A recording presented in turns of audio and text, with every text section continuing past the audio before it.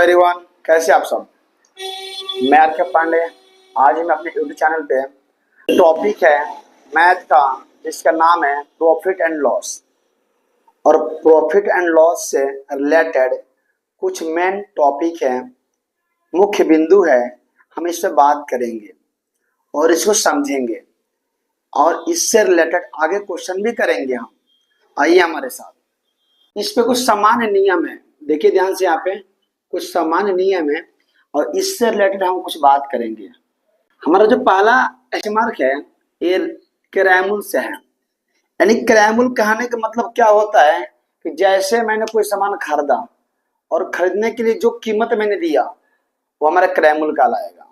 आगे देखिएगा, जिस मूल्य पर कोई वस्तु खरीदी जाती है, जिस मूल्य पे कोई वस्तु खरीदी जाती है वह मूल्य इस वस्तु का क्रैमुल कहलाता है। देखिए विक्रयमूल्य के बारे में, जिस मूल्य पर कोई वस्तु को बेची जाती हो, जिस मूल्य पे कोई वस्तु को बेची जाती हो वह मूल्य इस वस्तु का विक्रय मूल्य कहा जाता है।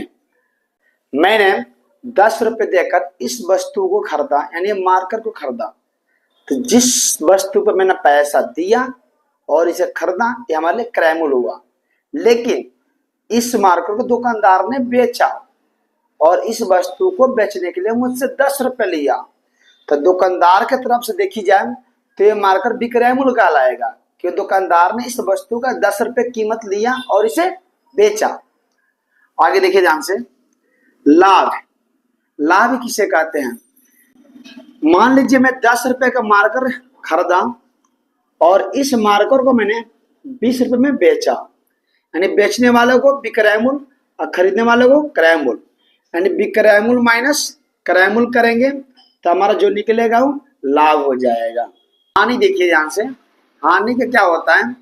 क्रय मूल्य माइनस विक्रय मूल्य। यानी आगे देखिए, यदि क्रय मूल्य 100 रुपया तथा लाभ 20%, यदि क्रय मूल्य 100 रुपये तथा हानि 20% हो तो विक्रय मूल्य निकालने के लिए हम क्रय मूल्य का 80% करेंगे। यानी जब लाभ था तो 100 में हम 20 को ऐड करा था तो 120% हुआ था, और जब हानि होगा तो 100 में 20 को माइनस कर देंगे यानी 80% हो जाएगा, और ये 80% को हम क्रय मूल्य से मल्टीप्लाई करके निकाल लेंगे। आगे देखिए। Thank you for this watching video.